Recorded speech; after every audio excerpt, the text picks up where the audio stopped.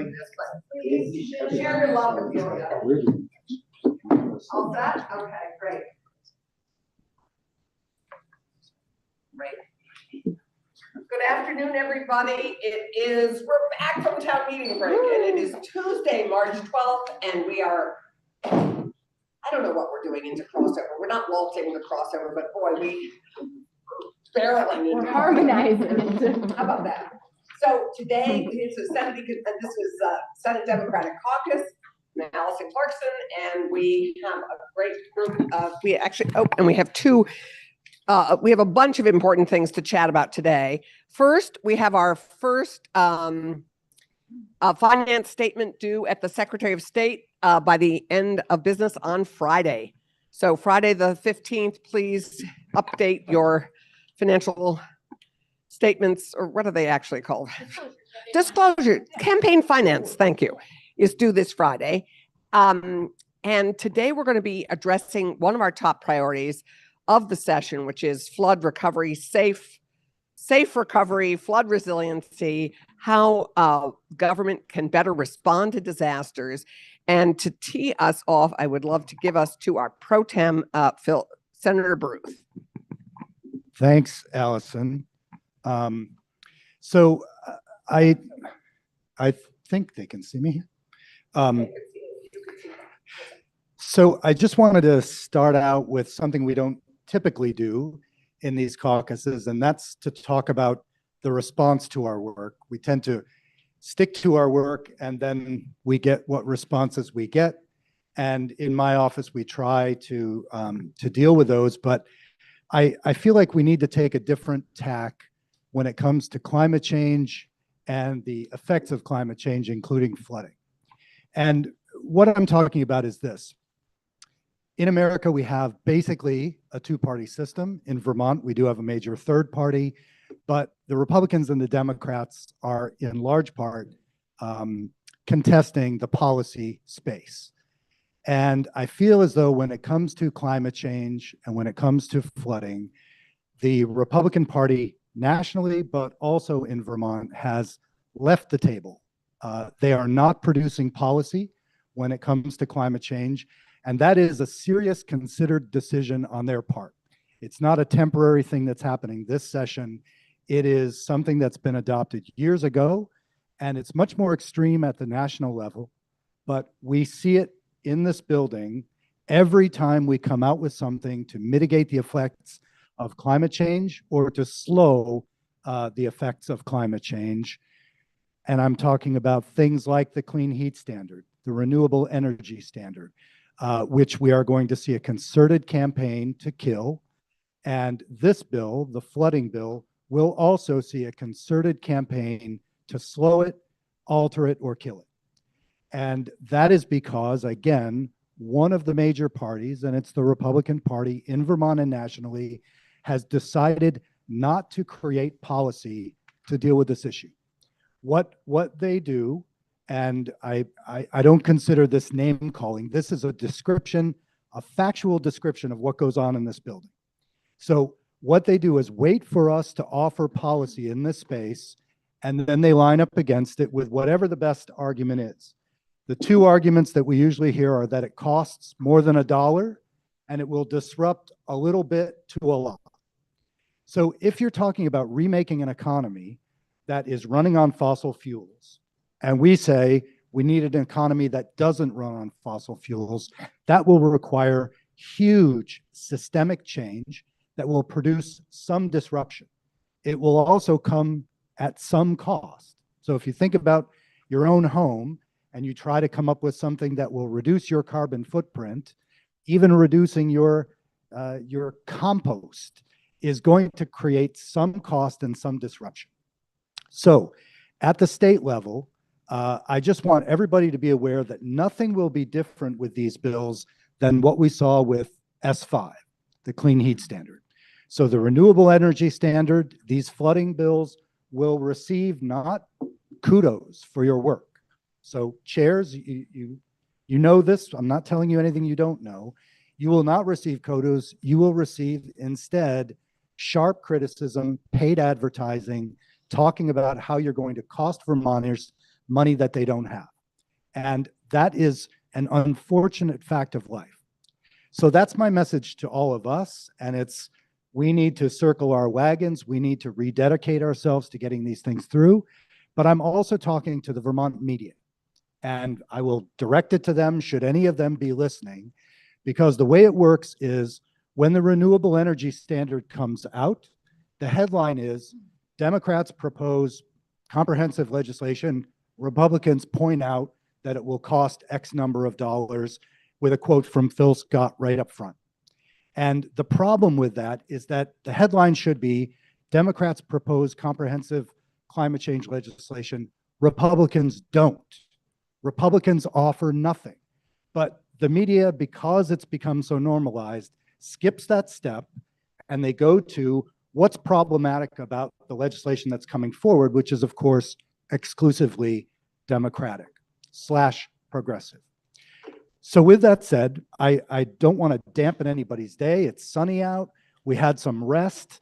I feel like everybody's got a new energy coming into the building, but I want to put others on notice. And I do want to put the Vermont media on notice, and I want to put the Republican Party on notice. We are going forward with these bills. We do not intend just to be punching bags because we've done the right thing. So we are going to make it clear that if nothing comes from the Republican side, do they deserve a full voice in the argument? I think in order to have that full voice, they need to be not only in committee, but coming forward with their own bills to address flooding, mitigation, climate change. So that's my short rant for the day, and now I'll turn it over to the policy people who have been doing yeoman's work, and that's the Natural Resources Committee and the GovOps Committee on flooding. And who would like, thank you, that was terrific. Senator Bray is going to tee us up into the bill. Okay, thank you very much. Thank you, Senator Baruth. You know, when you see a danger and the citizens of the state are exposed to it repeatedly, like flooding, and when you have tools in hand, like the ones proposed in the Flood Safety Act, and then you fail to act to mitigate risk, that to me really seems to fit the definition of negligence. We have an obligation to step up, is my sense, because we have seen flooding, Irene, but we also had 2023, $1 billion worth of damage. We've had 3 rounds of smaller floods just since July, and unfortunately, the new normal is abnormal and it is destructive, and it leaves Vermonters traumatized. They lose homes, they lose businesses. We have had loss of life. I really can't think of anything more serious that impinges upon the people we serve in a very concrete and direct way, and it's driven by climate change, which is giving us more erratic weather. So a big picture is we have widespread damage that comes from floods. And the question is, how can we respond better? One thing is that we should better understand the risks that we're facing, and that involves improving the way that we map and manage exposures. So that means river corridors, the spaces in which a river tends to meander, and then the floodplains adjacent to a river corridor where we get inundation flooding. So flooding of homes, businesses, et cetera, like downtown Montpelier. In addition, the bill looks at wetlands. We've lost historically about 1/3 of the wetlands in the state of Vermont. Wetlands function as a giant sponge that holds water, cleans water, purifies water, and releases it slowly. So it takes the surge of a storm. It diminishes the surge, the most destructive part of a storm. And then the last thing in the bill is we have dams in Vermont, about 1,100 of them, a number of which are all oriented to managing floodwaters to reduce the risks by retaining water and more slowly releasing it. So the bill addresses all 4 of these areas of opportunity. And I'm going to be passing the mic on to Senators Watson and White, who will be doing more of the bill. I'm going to stick to the first section, which is river corridors and floodplains. So the bill one quick note on river corridors. So they are the least regulated part of the way we manage ourselves in the state. Only about 10% of towns have bylaws that pertain to river corridors. And yet that's where 80% of the cost associated with damage from storms comes from. So it's the most damaging, the highest risk, and the least regulated. The challenge with regulating a river corridor is that it is a natural system connected town to town to town. It crosses many towns. The Lake Champlain Basin has 136 towns in it. So this is well beyond the towns to be able to administer ad hoc, one by one, in a coordinated, comprehensive way. So we look to the state that has resources and the opportunity to help us manage river corridors better. Overall, the general pathway for the bill is there's a phase initially of mapping, so we better understand floodplains and river corridors, where they are, where they're not, how to grow and develop around them in ways that are protective so we don't have new construction in harm's way. Following the mapping phase, we get into engaging municipalities and RPCs to make sure that those maps comport with local understanding and engage people who have a direct interest. They live there. We want to make sure that they're part of being able to have their thoughts and interests expressed in those maps. And then the third phase that comes on is rulemaking. So once we've figured these things out, what is a better way to regulate? And we do that in two ways. There are model flood hazard area bylaws that the state develops to help every town that's regulated its floodplains to regulate to a higher level, a safer level, a more prudent level. And then we have regulations for river corridors that are developed in the bill. So that's the river corridor floodplain front end of the bill. I'm going to pass the mic on to Senator. We have the mic. Oh, you have the mic. You can hold the mic or drop it. Okay.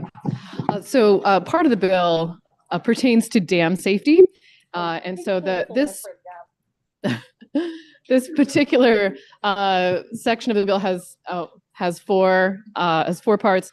So one of the things that is important to know about dam safety is that when the Federal Power Act was established in 1920, that scooped up any dams and regulation and inspection of those dams that were created after 1920. But Vermont had a number of hydroelectric dams prior to 1920, and so those are regulated by the Public Utility Commission. Other dams that are not hydroelectric are regulated by the Department of Environmental Conservation. So there are just 22 dams or so that are under the jurisdiction of the Public Utility Commission. There are thousands that the Department of Environmental Conservation regulates. So the Public Utility Commission has a lot of expertise on regulating electricity and the generation of that, but not so much on dams specifically. And so part of this is about transferring the jurisdiction of that regulation over to DEC for all of those dams. But then DEC will then also be petitioning the federal government to see if some of those dams might actually end up being adopted by FERC or basically being regulated federally instead of by DEC in the end anyway. There's also an existing dam revolving loan fund that was previously or is currently called the unsafe dam revolving loan fund, but we don't want to just give money to dams that have been already deemed unsafe. We'd like to intervene with these dams before they become unsafe, and so we're changing the name and creating distinctions between money for emergency dam repair and non-emergency dam repair, and then there's some qualifications for how you would be eligible for those two different types of funding. For every dam that is a high hazard, they have an emergency action plan. So this is the third part. These emergency action plans often they're required to be registered with the local municipality but that's often just where they go and they just sit there. And they don't actually end up having a lot of awareness of them in the region that might be affected. So let's say there's a dam that if it were to fail, it would affect multiple communities down the line. Those multiple communities may otherwise not know anything about this emergency action plan.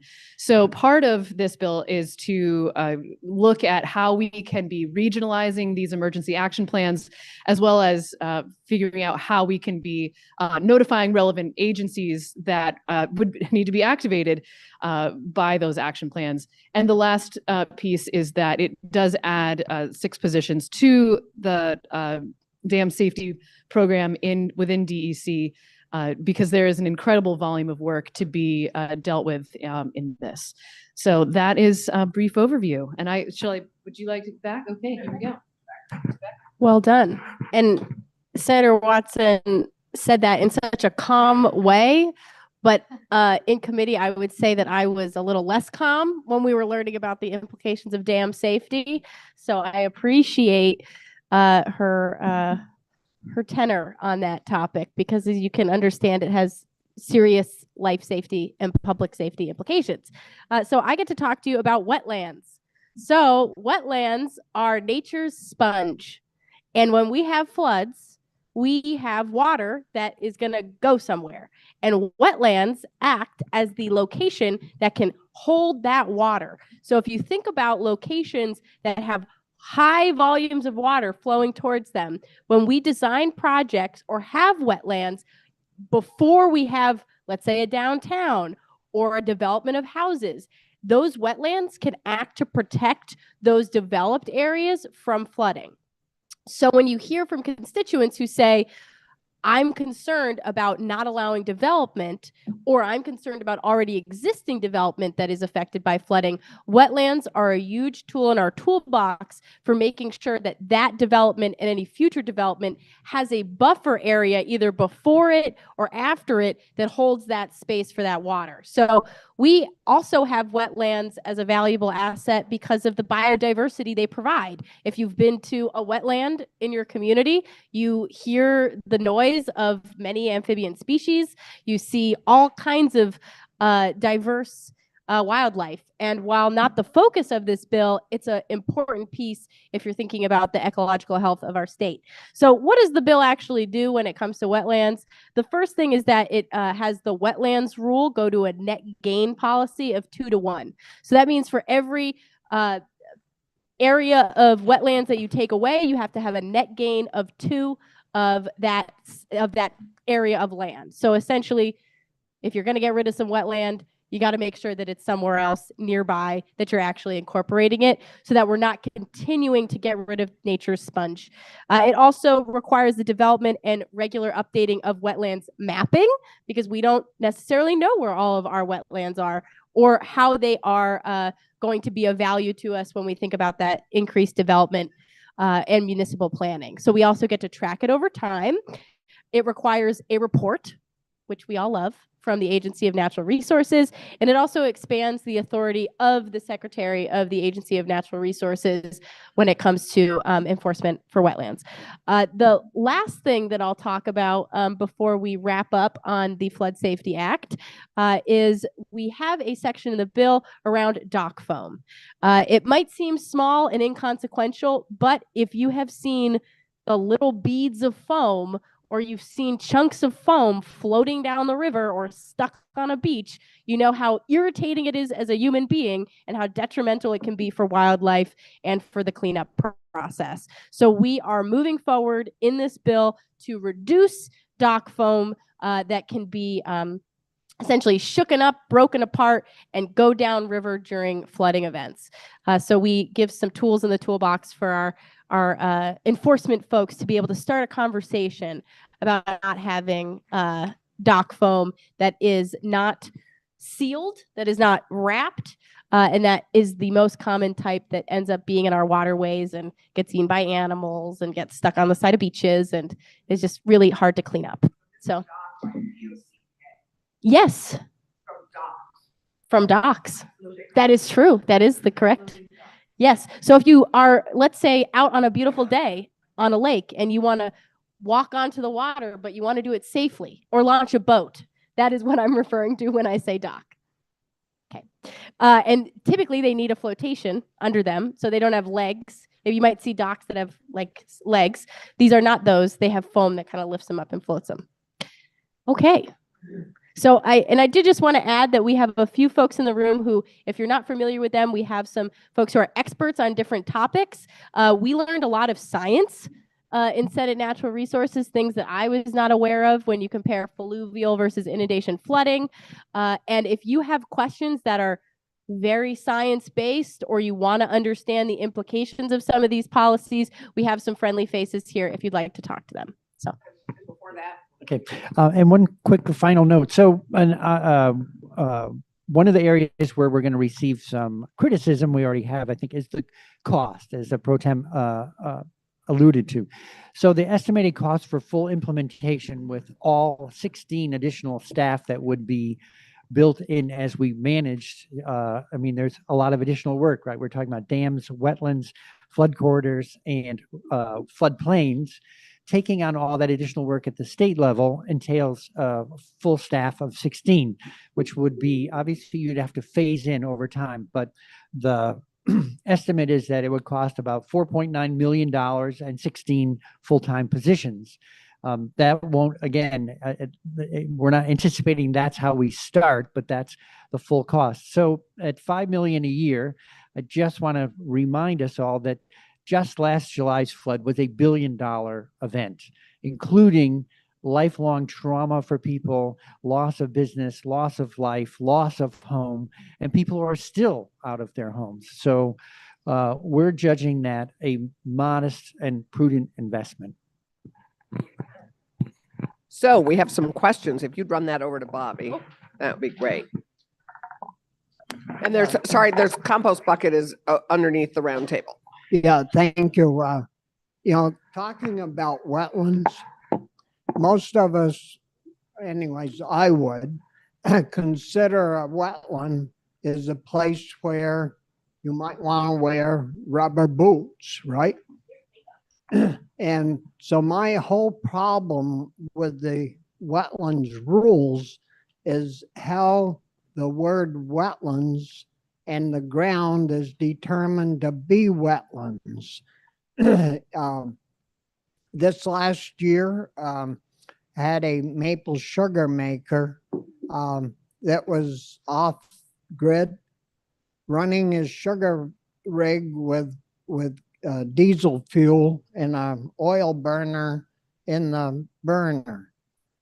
He said, well, you know, I should get rid of buying these 11,000 gallons of diesel fuel or fuel oil to run my evaporator. So he decided to put in an electric power line.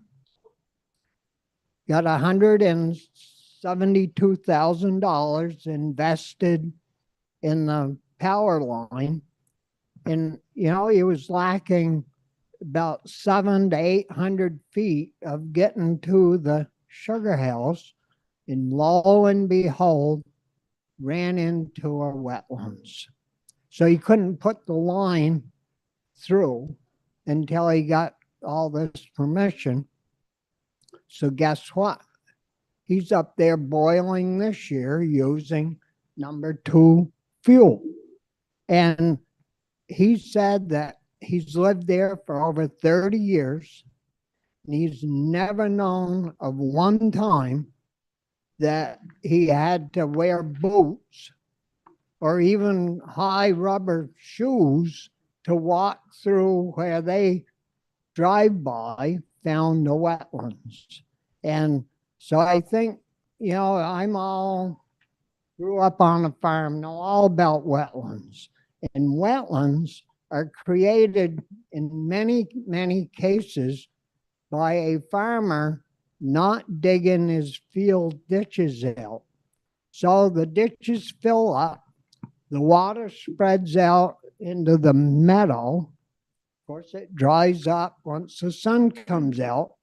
But if you get somebody from DEC to go in there and walk that, I'll bet you 10 to 1, it's going to be wetlands. And so I think sometimes we miss the boat a little bit. And so I'd like to get the word wetlands defined a little more closely before we hire all these people to determine, well, what is a wetlands? And I'd urge the committee to ask that question. What is a wetlands? So we do have a definition of wetlands in the bill, and I'm happy to share that portion of the bill with you. And I really appreciate your point, Senator Starr, because we did hear from folks who are in agriculture about wetlands, and the conversation was good. To be clear, this bill builds on work that we're already doing, so it is not a brand new department. We're not hiring new staff to do something new. It's to build on an already existing program. But to your point about, is it a wetland? Is it not? We can get you the definition. And I'd love to know more about that specific property, because that sounds, that's an interest. I have not heard that type of story before. But I would say that this bill does not say, hey, you can't build there. It says you have to have a net gain of wetlands in another location. So if they were removing a wetland, they just need to have an alternative location that allows them to expand. But I don't know if Senator Watson, if you want to if you have or Senator Bray. Well, No, you need the microphone to. Just to follow up on your question, I'd be glad to give you those folks' phone number, because they haven't been very good conversations. And so I'd be glad to give you their phone number if you'd really like to hear more about it. But because I've heard it for 2 years. Thank you. well, yeah. So I've heard similar stories. So I know that there's been some controversy over wetland definition, and that's part of why there's a mapping effort. And there's also a revision of the wetland. There's revisiting the wetland rules. So you know that rulemaking takes a deep dive into definitions, and so thank you for bringing that up. We don't want to be causing snags for people. It's the idea is to be improving the way that we map and manage and use wetlands. Great. Any other questions before we move to GovOps? Okay, so we have the people to go to, Ann, Becca, and Chris, and then we have a whole group of experts that are here in the room with us, which is great. So I think people should feel comfortable going and meeting with Mason and Lauren and Karina. So, but now we're going to pivot to Senate government operations work in S310. Right. How government responds to disasters and how we can improve them. Right. Thank you, Senator Clarkson. And this is a nice companion bill from the work that the Natural Resources Committee is doing. Government operations is, of course, looking at government operations before, after, and during a weather event. And we talk about natural disasters, not just flooding, but it starts off with creating a grant program for community resilience and disaster mitigation that municipalities and their partners can apply to get funding from the state to do mitigation projects in their municipality. This is much needed for our municipalities. We've heard from many of them about this is a resource they don't have. It is a lot of money, but it is definitely necessary. And to Senator Bray's point about how last year's flood cost over $1 billion, this grant program, which is right now set at 15 million, would be much smaller than another flood that cost $1 billion. We also do work with our first responders, in particular, adding public works personnel to the list of first responders who are involved in planning and preparation and response to natural disasters. And we include public works personnel in the survivor benefits program, which right now includes EMS and firefighters. We add them to this program because they are employees that don't currently have a survivor's benefit program. We hope, of course, that it's never necessary, but if it should be, like it was during Hurricane Irene, then their families would have this benefit. We do a lot of work in updating the sections about emergency management and planning, our emergency management plan, and what should be included in that and how often it should be done. The bill includes positions of emergency management program coordinators. These are regional level positions. Right now, there are only 3 of them that cover the entire state.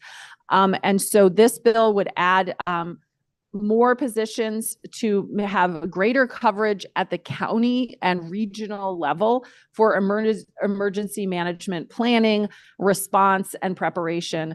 There were plenty of places in our state that were not prepared for what happened last year, and in large part is because they just didn't have the personnel on the ground doing that preparation. So this bill would provide more positions for that work. We update the municipal stormwater chapters and make them more clear and logical. Right now, they are very confusing. There are 3 chapters. We consolidate it into 2 chapters. There's not a lot of substantive changes, but it is changed for clarity's sake to make it easier for municipalities to use these chapters. We've gotten good testimony from both ANR and the Vermont League of Cities and Towns, who are both supportive of these changes made about stormwater utilities. We codify the Urban Search and Rescue Team, otherwise known as the Swiftwater Rescue Teams. Many of our communities and our constituents literally had their lives saved by these teams, and they're not in statute currently, and there's not support at the state level for them. So this bill provides that support. We have a provision about keeping 211 records confidential, except for use for relief efforts to make sure that people's data is not shared unintentionally or inappropriately. We improve emergency communications, both by requiring phone companies to provide data to 211, which is so that they can use it in an emergency situation, not 211, 911, lots of 11s, 911, so that they can use it in emergency situations. Right now, not all phone companies are required to do that. So 911 has incomplete information.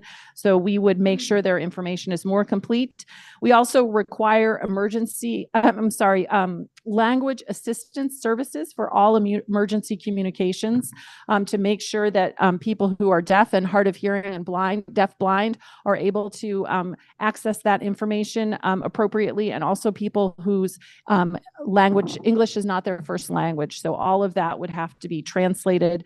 And we set up a working group and work with the Broadcasters Association, who volunteered for this work to make sure that our television stations are providing that translation services. So it was really great. They came in and said, we want to help, because we can't require them to do it because they're regulated by the FCC, but they came in and said they want to help. We create a report on post-secondary disaster management programs, asking UVM and the Vermont State University whether they can create a program on disaster management. This is something that is necessary in order to get people to work in this field. We update the emergency powers of the governor, bringing them up to the 21st century. A lot of it was written in the 1950s, so you can imagine some of the weird things that were in there. As you heard me talk about when we were discussing the BAA, that flood program that we created in the BAA was only for communities that were flooded in July. There were communities that were flooded in August and in December. And so we create just a parallel program that is exactly like the one for July, so that those communities that were flooded in August and December get the same state funding to match their FEMA grants. That is it.